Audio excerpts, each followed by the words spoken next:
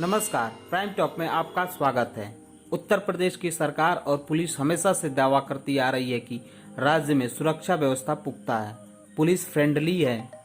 लेकिन यह दावा सिर्फ व्हाट्सएप, ट्विटर जैसे सोशल मीडिया अकाउंट पर है। असल में सरकार और पुलिस सोशल तो है ही नहीं। इसका अंदाजा इसी से लगाया जा सकता है कि मुख्यमंत्री योगी आदित्यनाथ के गृह जनपद में कानपुर के कारोबारी मनीष गुप्ता की इस कथित पुलिस पिटाई से हुई हत्या में 6 पुलिसकर्मियों के खिलाफ नामजद तहरीर देने के बावजूद ही 3 लोगों के खिलाफ एफआईआर दर्ज हुआ, बाकी 3 को अज्ञात दिखाया गया। हैरानी की बात यह है कि गोरखपुर की पुलिस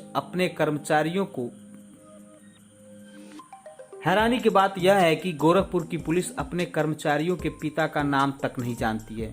सामने आई एफआईआर की कॉपी में जिन पुलिसकर्मियों के खिलाफ रिपोर्ट दर्ज हुई है उनके पिता का नाम नहीं दर्शाया गया है।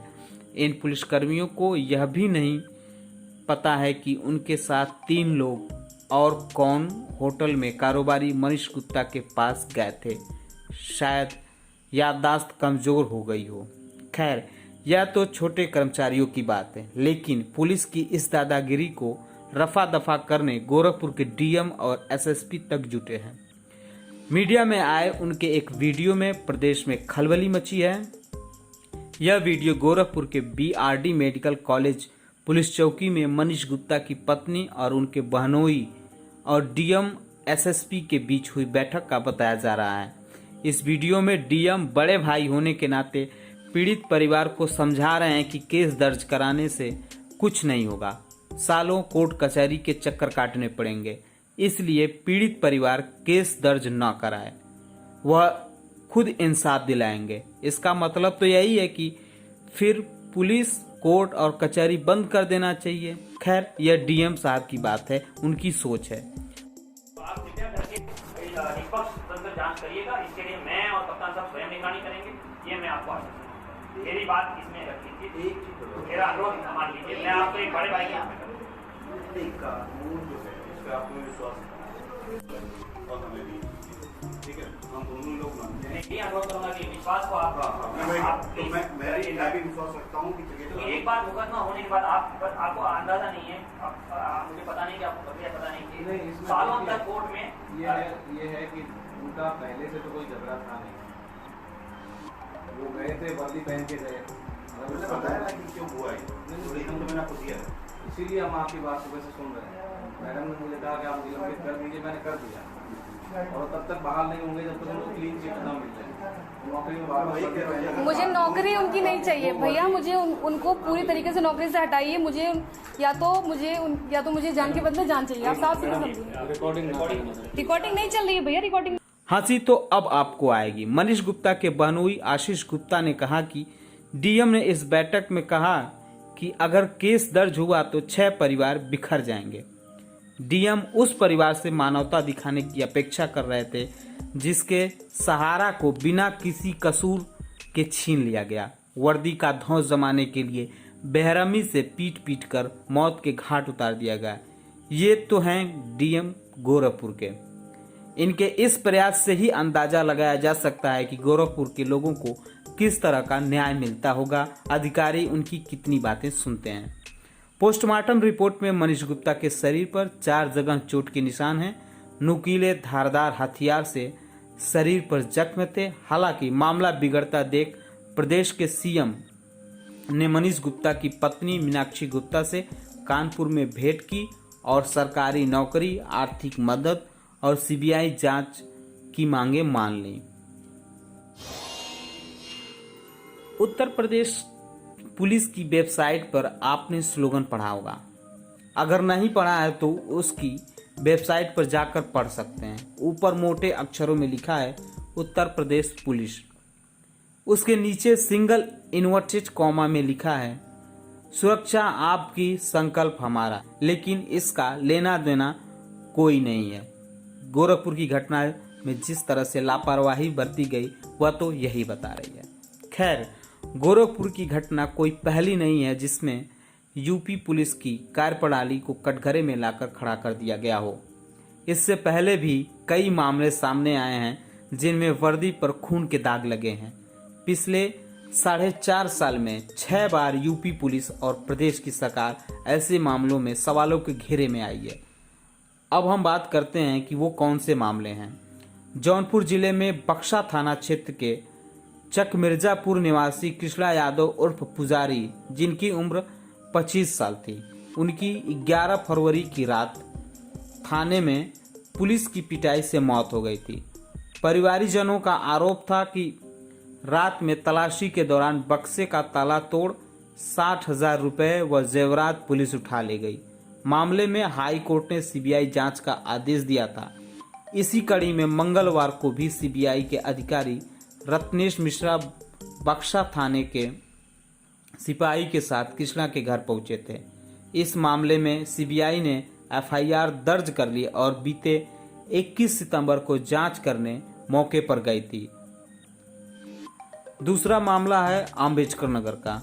आजमगढ़ के जियाउद्दीन नामक शख्स की पुलिस कस्टडी में मौत मामले में स्वाट प्रभारी और सिपाहियों के खिलाफ हत्या और अपहरण की एफआईआर दर्ज की गई थी।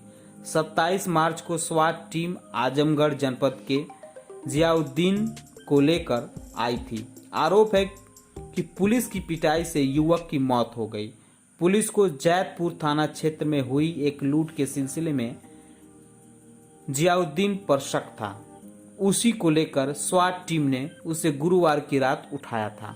बाद में उसे जिला अस्पताल में भर्ती कराया गया। कुछ ही देर बाद उसकी मौत हो गई। इस मामले में अब तक सिर्फ 7 पुलिसकर्मियों को लाइन हाजिर किया गया है। अगला मामला है उन्नाव की। 22 मई को कोरोना कर्फ्यू के दौरान ठेले पर आलू बेच रहे सब्जी विक्रेता को पुलिस पकड़कर कोतवाली ले गई थी। वहां अचानक उसकी हालत बिगड़ गई। पुलिस ने आनन फानन में उसे लेकर सीएचसी पहुंची, जहां डॉक्टरों ने उसे मृत घोषित कर दिया। सब्जी विक्रेता की मौत से आक्रोशित परिजनों ने पुलिस पर पिटाई का आरोप लगाते हुए सीएचसी में हंगामा कर दिया। तत्कालीन एएसपी शशि शेखर सिंह ने बांगरमऊ थाने के 2 सिपाहियों और एक होमगार्ड के खिलाफ हत्या का मुकदमा दर्ज करके उन्हें सस्पेंड कर दिया था। क्या ये मौतें वैसे ही हो गईं? अब हम बात करते हैं सुल्तानपुर की। 3 जून को कुड़वार थाना परिसर के पुलिस लॉकअप में कुड़वार थाना क्षेत्र के परसीमपुर निवासी राजेश कोरी की संदिग्ध परिस्थितियों में मौत हो गई थी। मामले में पुलिस अधीक्षक ने लापरवाह थाना अध्यक्ष अरविंद पांडे, एसआई शास्त्री जीत प्रसाद और मुख्य आरक्षी ब्रजेश सिंह को निलंबित कर दिया था, जबकि थाना अध्यक्ष अरविंद पांडे पर हत्या का मुकदमा दर्ज किया था। एप्पल कंपनी के नॉर्थ एरिया के सेल्स मैनेजर व नए हैदराबाद निवासी विवेक तिवारी को 28 और 29 सितंबर की मध्य रात्रि 1:30 बजे गोमती नगर विस्तार में सरयू अपार्टमेंट के पास गोली मारकर हत्या कर दी गई थी। आरोपी सिपाहियों का कहना था कि विवेक को कार से उतारने के लिए कहा गया था। उन्होंने बाइक में टक्कर मार दी। एसआईटी ने अपनी जांच में प्रशांत को हत्या और संदीप को मारपीट का आरोपी बनाया था। चार्जशीट दाखिल होते ही संदीप को जमानत मिल गई। वह जेल से बाहर आ गया था। अक्टूबर 2019 में पुष्पेंद्र पर पुलिस ने आरोप लगाया था कि रात वह मोठ थाने के इंस्पेक्टर धर्मेंद्र सिंह चौहान पर हमला करने के बाद उनकी कार लूटकर भाग रहा था। अगली सुबह पुलिस ने पुष्पेंद्र यादव को गुरसराय थाना क्षेत्र में एक मुठभेड़ में कथित तौर पर मार दिया था। पुलिस के मुताबिक उसके 2 साथी भाग निकले थे। पुलिस के अनुसार पुष्पेंद्र की कार से 2 तमंचे, कारतूस और मोबाइल भी बरामद किए गए थे। बाद में सपा अध्यक्ष अखिलेश यादव ने इसे हत्या करार देते हुए परिवारजनों से मुलाकात की थी। तो यह थी पुलिस की कारगुजारी। अधिकारी किसी भी मामले को लेकर कितना संवेदनशील होते हैं, इसका अंदाजा इसी से आप लगा सकते हैं कि कानपुर के कारोबारी मनीष गुप्ता की गोरखपुर में मौत के मामले में पुलिस की कारगुजारी पर शुरू से ही लीपापोती की कोशिश हो रही थी। पहले तो पुलिस इसे हत्या मानने को तैयार नहीं थी।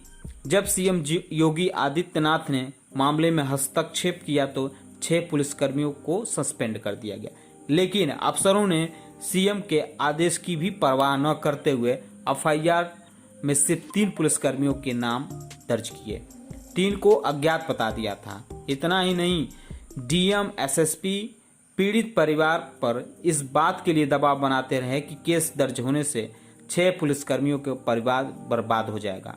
कोर्ट कचहरी की लड़ाई लंबी चलती है, इसलिए वे केस दर्ज न कराएं। मृतक की पत्नी ने पुलिस को दी तहरीर में 6 पुलिसकर्मियों को हत्या का दोषी ठहराते हुए नामजद किया था। इनमें इंस्पेक्टर राम गढ़ताल जेएन सिंह, चौकी in charge फलमंडी Ajay Mishra, sub inspector Vijay Yadav के खिलाफ केस दर्ज किया गया है, जबकि तहरीर में नामजद किए गए sub inspector Rahul Dubey, head constable Kamlesh Yadav, constable Prashant Kumar की जगह 3 अज्ञात पुलिसकर्मियों पर केस दर्ज हुआ था। वहीं कारोबारी की पत्नी मीनाक्षी ने बताया कि गोरखपुर जाते समय मनीष के पास 1 लाख रुपए से अधिक कैश थे, लेकिन घटना के बाद से वह अब तक नहीं उनके पैसे मिले हैं, न ही उनके सोने की रिंग, पर्स और मोबाइल मिल रहे हैं।